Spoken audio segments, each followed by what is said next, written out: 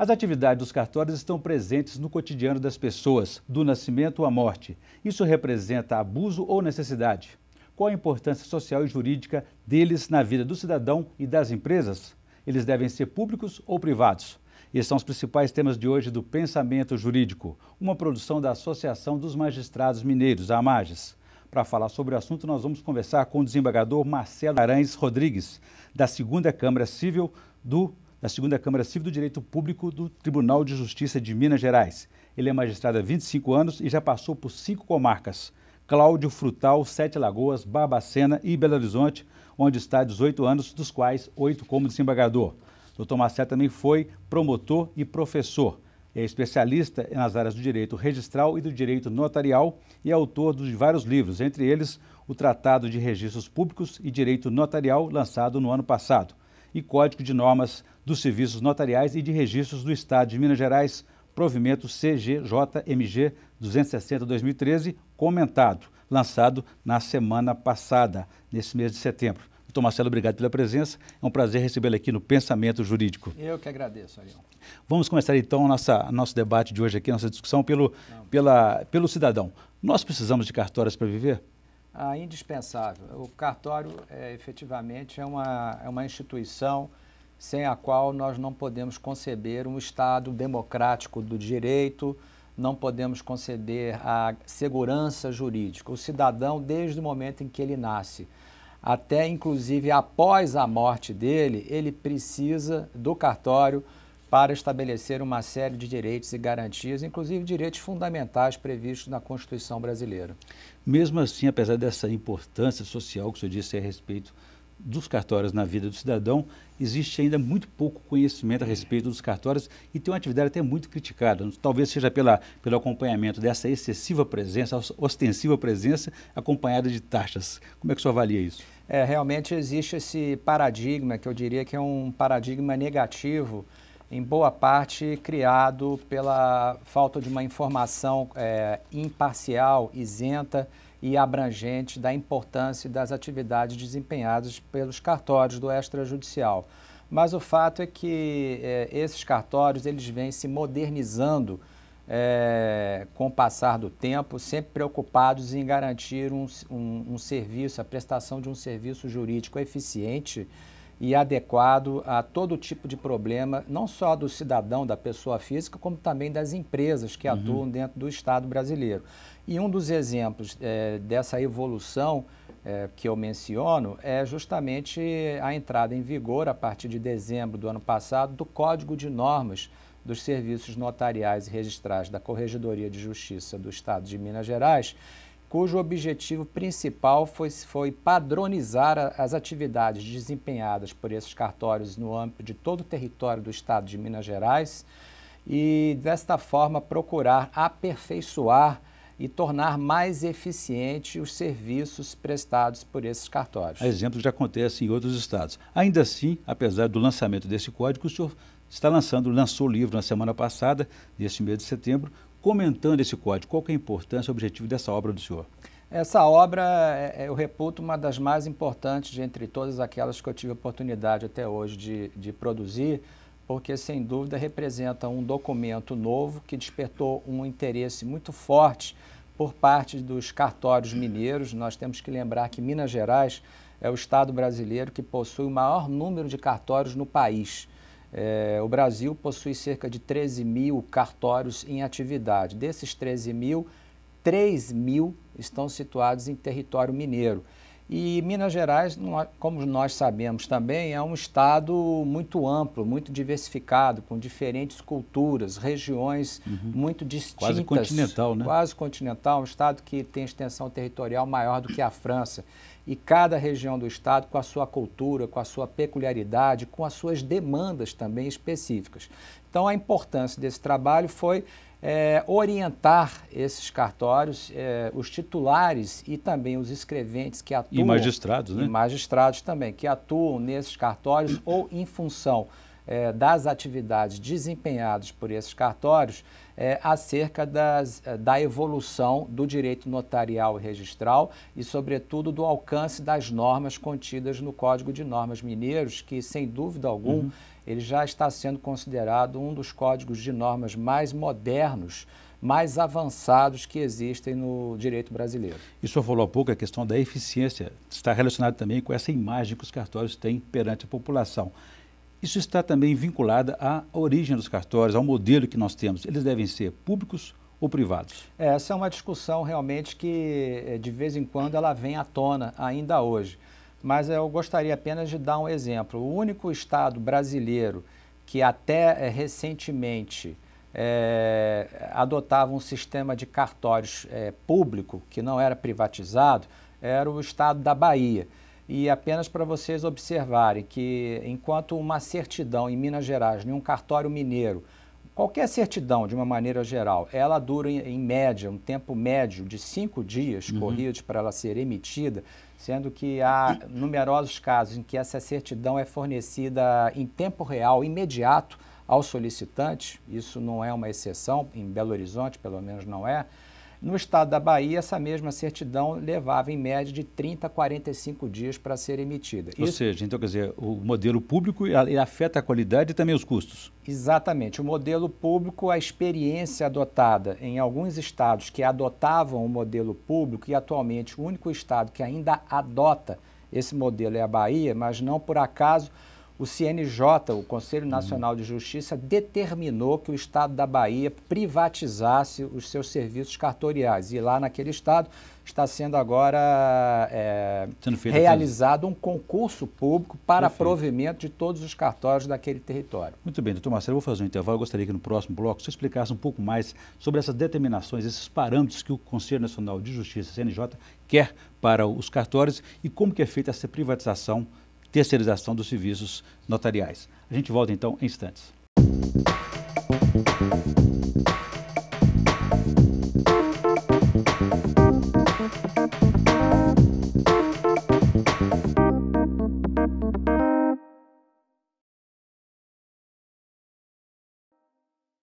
Estamos de volta com o Pensamento Jurídico, uma produção da Amages. Participe de nosso programa pelo e-mail pensamento@amages.com.br, pensamento@amages.com.br. Hoje estamos discutindo a importância social e jurídica dos cartórios na vida do cidadão e das empresas. Para falar sobre o assunto, nosso entrevistado é o desembargador Marcelo Guimarães Rodrigues, que é da 2ª Câmara Civil de Direito Público do Tribunal de Justiça de Minas Gerais, especialista em direito notarial e de registros. Doutor Marcelo, então deixei para o senhor uma questão no bloco anterior a respeito dessa determinação e orientação do CNJ, o Conselho Nacional de Justiça, a respeito do funcionamento dos cartórios.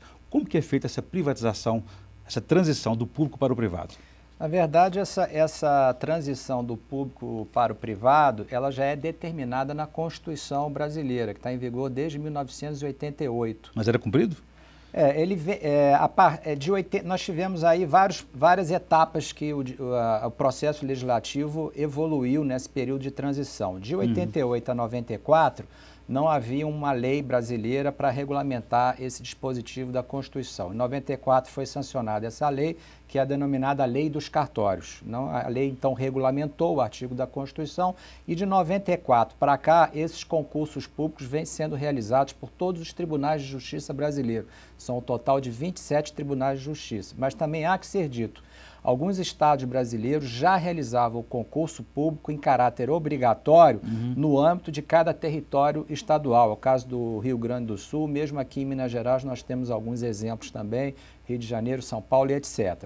Mas a partir da edição da Lei dos Cartórios, que é a Lei 8935 de 94, esses concursos foram efetivamente implementados como uma situação rotineira no cenário jurídico brasileiro. Então, a Constituição brasileira ela diz o seguinte, olha, o serviço prestado pelos cartórios é um serviço de natureza pública, só que o Estado brasileiro não tem interesse, é uma questão de política do Estado brasileiro, de desempenhar ele próprio esse serviço. Então, o Estado delega esse serviço para um particular, que é uma pessoa natural, uma pessoa física, não é uma empresa.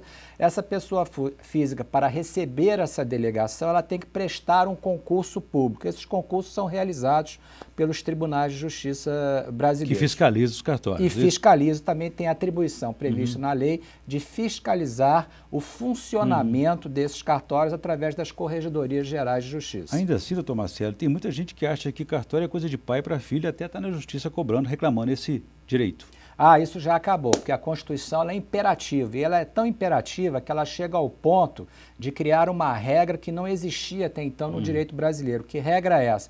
A Constituição brasileira ela diz que, além de ser obrigatório o concurso público para a delegação dessas atividades desempenhadas pelos cartórios, esses concursos devem ser realizados necessariamente a cada 6 meses. Então, ela vai até um passo além. No sistema público brasileiro, isso é um caso inédito, porque para você ingressar no serviço público, para ter um cargo efetivo, somente por concurso público. Quando é no caso dos cartórios, além do concurso, a própria Constituição estabelece um prazo máximo para que esse concurso seja realizado, ou seja, a cada 6 meses. E é curioso, até li um artigo sobre a respeito disso, é a República resgatando uma norma do Império ainda, né? Exatamente. Por incrível que pareça, essa regra do concurso já existia na época do Brasil imperial. Um decreto do então imperador Pedro II já estabelecia a obrigatoriedade do concurso público, que deixou de existir, paradoxalmente, com a proclamação da República. Então são algumas coisas curiosas que acontecem na história brasileira. Né? Exatamente. Muito bem. Doutor Marcelo, eu volto a esse assunto daqui a pouquinho, mas eu gostaria antes de ampliar o nosso debate, convidando os estudantes da Faculdade de Direito, hoje do Centro Universitário UniBH, para me ajudar a entrevistá-lo.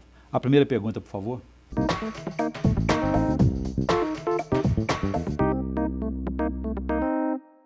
Queria saber se uma pessoa com poucos recursos sobre o palio da justiça gratuita tem que pagar o ITCD.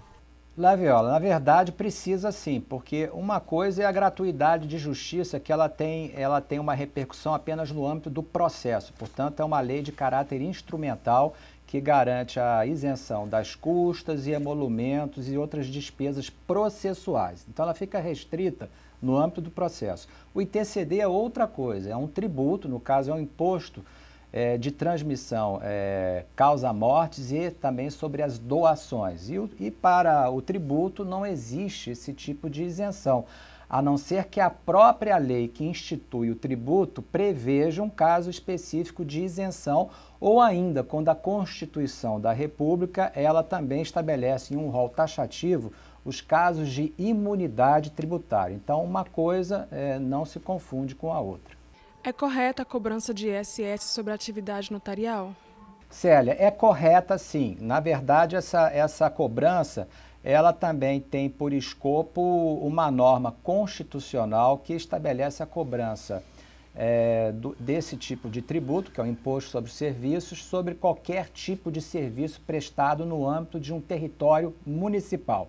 Então, a lei de cada município, ela vai definir os casos e a base de cálculo e a alíquota desses tributos. Desde que haja uma lei municipal estabelecendo a alíquota e a base de cálculo, essa cobrança pode ser realizada, assim, sobre também as atividades desempenhadas pelos cartórios, porque não deixa de ser um tipo de serviço prestado à população. E o Supremo Tribunal Federal ele já bateu o martelo dizendo que essa cobrança é, sim, constitucional. O direito notarial tem como um dos princípios o princípio da publicidade. Sendo assim, eu gostaria de saber se é de livre acesso o acervo ou se tem algumas restrições, né, para retirar dessas informações. Sim, um dos princípios imanentes a toda a atividade desempenhada pelos cartórios de notas, no caso o direito notarial, e também sobre os cartórios de registros públicos, são os cartórios que fazem registros, é a publicidade. Publicidade, então, é um dos objetivos maiores, se não o principal, de toda a legislação concernente, tanto os tabelionatos de notas como os registros públicos propriamente ditos. Mas existem exceções, sim. Essas exceções em relação a essa publicidade, elas existem em casos específicos, situações em que a publicidade dependerá de uma prévia autorização judicial. Exemplos, por exemplo, são os casos que atualmente até não existem mais essa diferenciação de filiação, a filiação adulterina, a legitimação adotiva, mas antes da Constituição de 88 existia na legislação brasileira esse tipo de diferença. Então aqueles assentos que foram lavrados antes de 88 e que ainda existem lá nos registros públicos dos cartórios, para se tirar uma certidão completa de inteiro teor desses assentos, é necessário sim uma prévia autorização judicial, exigência essa que persiste até hoje apenas com o intuito de proteger a pessoa do próprio filho, a fim de que ele não sofra restrições ou discriminações de qualquer natureza, sobretudo quando tem por base a origem de sua filiação. Muito bem. Bom, agradecer então a participação dos estudantes da Faculdade de Direito do Centro Universitário UniBH. Vou deixar aqui para o senhor, doutor Marcelo Guimarães, uma pergunta para o nosso próximo bloco, nosso último bloco, a respeito, então, podemos afirmar que as grandes situações, as grandes conquistas da vida do cidadão se passa diante de um cartório. Sobre isso eu falo daqui a pouquinho, a gente volta em instantes.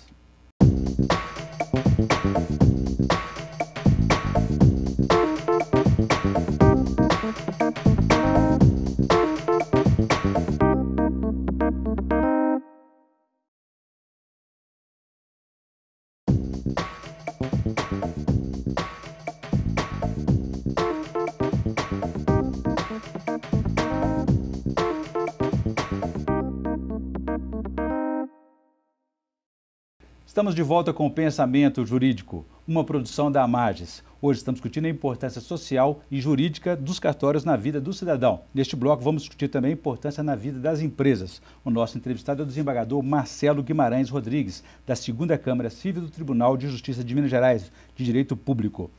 Doutor Marcelo, deixei para o senhor uma questão no bloco anterior a respeito dessa importância social ainda na vida do cidadão. Quer dizer, as grandes conquistas também, além do nascimento e da morte, a trajetória da vida do cidadão se passa diante de um cartório. Sem dúvida alguma, tanto para a pessoa física, para o cidadão, como para as empresas. Veja bem, a Constituição brasileira, no artigo 5º, ela estabelece alguns direitos fundamentais, né, de todo cidadão brasileiro. Quais são esses direitos? Primeiro é o direito à vida, depois é o direito à liberdade, depois o direito da personalidade, e, por fim, o direito à segurança jurídica. E a propriedade também. Sim, e da propriedade. O direito à segurança jurídica e o próprio direito da propriedade, eles são garantidos pelos cartórios brasileiros.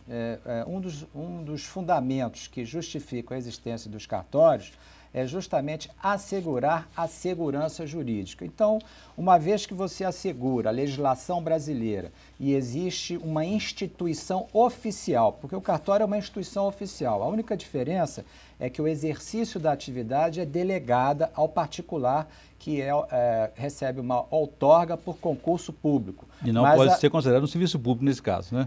Na verdade, a atividade ela tem natureza pública, mas ela é desempenhada, gerida em caráter privado. Então, é um sistema híbrido, mas nesse sistema híbrido ainda prevalece a origem pública da atividade. Tanto é pública a origem que ela é fiscalizada pelo Tribunal de Justiça, a cobrança dos emolumentos ela é feita através de uma lei aprovada em cada estado pela sua Assembleia Legislativa. Então a atividade realmente é pública pela importância dela, pela natureza, pela abrangência, ela é de natureza pública. O que importa é a segurança jurídica. E segurança jurídica é fundamental em um Estado, em qualquer Estado democrático de direito. E a propriedade, como vimos há pouco, é um dos direitos fundamentais do Estado democrático da República Federativa do Brasil. Ou seja, o senhor, enquanto magistrado, para tomar uma decisão, uma sentença, o senhor se baseia num documento que é público e está garantido por essa segurança dos cartórios. Exatamente. Veja bem, quando o cartório de registro de imóveis registra um título aquisitivo de um imóvel, por exemplo, um contrato de compra e venda de um imóvel, ele está dando segurança jurídica. Por que ele dá segurança jurídica? Porque ele sinaliza para qualquer pessoa, e não apenas para as partes, o comprador e o vendedor desse negócio. E muitas vezes esse negócio também tem a presença de uma instituição financeira que financia a aquisição do imóvel e obtém uma garantia para o recebimento do seu crédito. Pode ser uma hipoteca, uma alienação fiduciária. Então, além do âmbito dessas partes que comparecem nesse negócio jurídico, é um negócio que interessa aos terceiros de boa-fé. O cartório de registros de imóveis, ele registra direitos, e aí a grande diferença entre o sistema de publicidade registral brasileiro e o americano, porque, na verdade, o sistema de publicidade registral americano não existe o sistema de registro de direitos. Eles registram apenas documentos.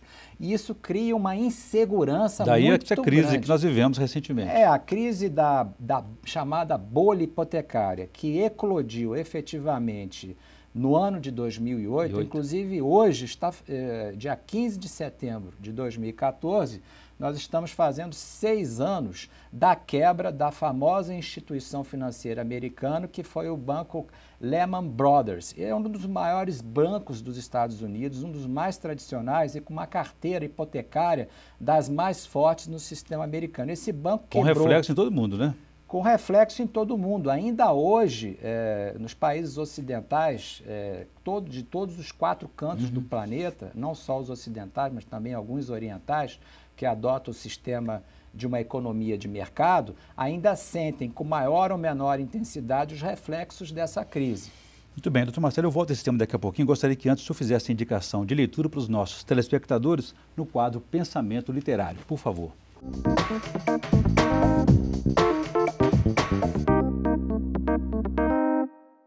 A pedido, então, da produção, e é um assunto que é referente ao tema da entrevista, é o livro de minha autoria, o Tratado de Registros Públicos e Direito Notarial, lançado pela editora Atlas no final do ano passado e que vem tendo uma aceitação muito boa, tanto por parte dos titulares e escreventes dos cartórios, como também dos advogados que atuam nas áreas ligadas direta ou indiretamente a essas atividades, aos magistrados, aos membros das corregedorias de justiça, do CNJ e também dos candidatos aos concursos públicos para a outorga dessas delegações. Nessa obra, eu trago tanto a doutrina como a legislação e também a visão do magistrado sobre a importância e abrangência dessas atividades. Ok, boa indicação, uma matéria bastante específica e densa sobre o tema, inclusive, da nossa entrevista aqui. Doutor Marcelo, voltando então à questão da importância dos cartórios na vida das empresas e dos negócios no Brasil como solução e também segurança jurídica. Adquirir imóveis no Brasil, novos ou usados, é um negócio arriscado ou, por conta disso, as taxas de juros são mais elevadas, como acontece, por exemplo, em outros países? Olha, comparativamente, adquirir um imóvel no Brasil não é um negócio arriscado, isso como regra. É claro que toda regra tem exceção, mas quando as exceções aparecem, elas servem apenas para confirmar a regra. Se você adquirir um imóvel novo no Brasil, a chance de você perder esse imóvel é mínima, quase que é uma chance insignificante. Esse risco aumenta um pouquinho mais quando o imóvel é usado, mas isso não é por culpa do sistema de publicidade registral, é por culpa de uma certa cultura brasileira, de um hábito brasileiro, que é o do clandestinismo jurídico. O que é isso? É aqueles casos dos famosos contratos de gaveta. O comprador vende o imóvel para uma terceira pessoa e essa pessoa que é adquirente, ela não registra essa venda ou essa cessão de direitos no cartório de registro de imóveis. Então esse contrato fica lá na gaveta. Não é documento público nem reconhecido pelo cartório. Não é reconhecido pelo cartório, não é possível de ser conhecido pelos terceiros interessados de boa-fé, que desejam eventualmente adquirir o direito de propriedade inscrito no cartório sobre esse mesmo imóvel, e também não fica conhecido por parte dos agentes financeiros, né? Os credores que financiam essa aquisição por parte do primitivo adquirente, que são através da hipoteca, da alienação fiduciária, ficam sem saber da existência desses contratos. Esse clandestinismo jurídico, ele cria algum risco, sim, para o sistema, mas eu volto a dizer, não é por culpa do sistema de publicidade registral. Muito bem, eu conversei aqui com o desembargador Marcelo Guimarães, que é do Tribunal de Justiça de Minas Gerais, sobre a importância social e jurídica dos cartórios na vida do cidadão e das pessoas jurídicas, das empresas. Doutor Marcelo, a entrevista foi muito boa, mas infelizmente nosso tempo chegou ao fim. Obrigado pela presença e pela entrevista. Eu que agradeço e espero ter contribuído um pouco para esclarecer sobre a importância dessas atividades desempenhadas pelos cartórios e que permanecem ainda hoje quase que em completo desconhecimento por boa parte da população brasileira. Sem dúvida contribuiu, nós agradecemos e ficamos por aqui. Se você quiser participar, escreva para pensamento@amages.com.br. Obrigado e até a próxima.